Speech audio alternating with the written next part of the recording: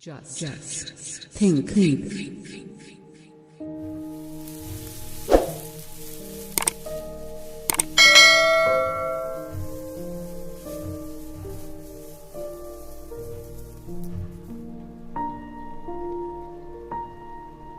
Buddha and his Dhamma, Buddha और उनका धम्म, भाग तीसरा, नए प्रकाश की खोज में। 4. तपस्या का परीक्षण। 1. गौतम ने सांख्य मार्ग तथा समाधि मार्ग का परीक्षण कर लिया था, लेकिन वह तपश्चर्या का परीक्षण बिना किए ही भृगु के आश्रम से चला आया था। 2.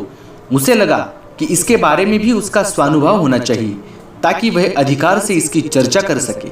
3. तदनुसार गौतम गया पहुंचा। वहां पहुंचकर सबसे पहले उसने घूम फिर कर आसपास का इलाका देखा। बाद में उसने तपश्चर्या के लिए गया के राजर्षि नगरी के आश्रम में, जो कि उरुवेला में था, निवास करने का निश्चय किया।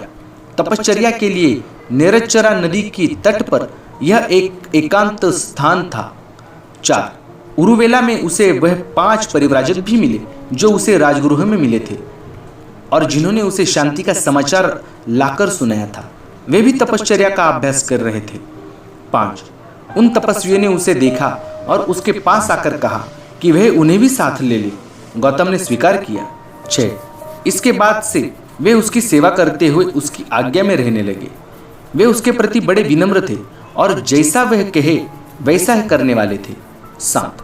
गौतम की तपस्या तथा आत्मक्लेश की प्रक्रिया अत्यंत उग्र रूप की थी। 8.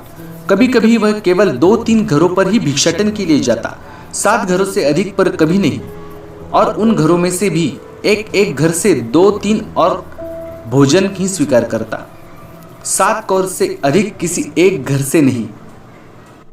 9. वह दिन में 1-2 कटोरी भर भोजन पर ही गुजारा करता, 7 कटोरियों से अधिक की किसी हालत में नहीं। 10.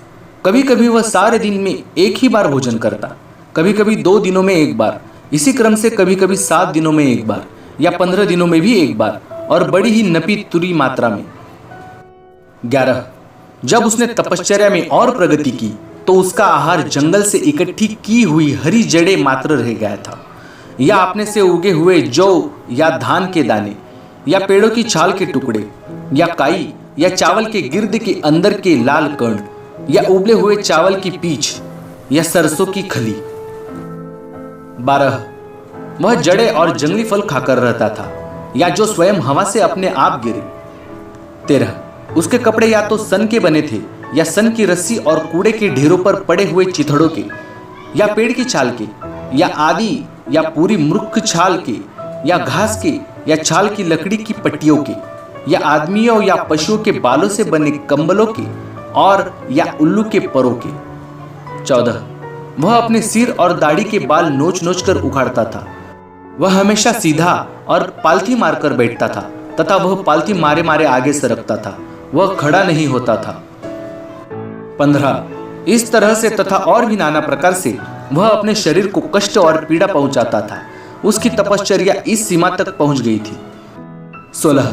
अपने शरीर के प्रति उपेक्षा के भाव को वह इस सीमा तक ले गया कि वर्षों तक उसके शरीर पर मैल जमती रही, जो कि बाद में अपने आप गिरने लगी। 17. वह भयानक घनघोर जंगल में रहता था, ऐसे घनघोर जंगल में कि उसके आरे में कहा जाता था कि एक पागल के सिवा और कोई उस जंगल में प्रवेश करने का साहस नहीं कर सकता, यदि करेगा तो उसके रोंगटे खड़े हो जाएंगे। 18.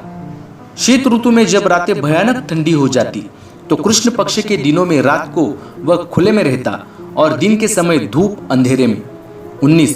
और जब वर्षा के ठीक पहले ग्रीष्म ऋतु की भयानक गर्मी पड़ने लगती तो दिन में वह सूर्य के नीचे रहते और रात को सांस घोट देने वाली गर्मी में भीतर जंगल में।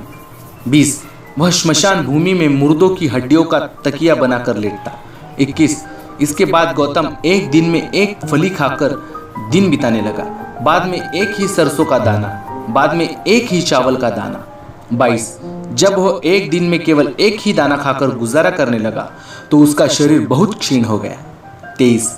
यदि वह अपने पेट को स्पर्श करता तो उसका हाथ उसकी पीठ को जा लगता, यदि वह अपनी पीठ को स्पर्श करता तो उसका हाथ उसके पेट को जा लगता। उसका पेट और पीठ एक दूसरे के इतने नजदीक सट गए थे यह सब कुछ उसकी अत्यंत अल्पाहारता के ही कारण हुआ था। Thanks for watching video. Subscribe your own YouTube channel, Just Think, and press the bell icon for notifications.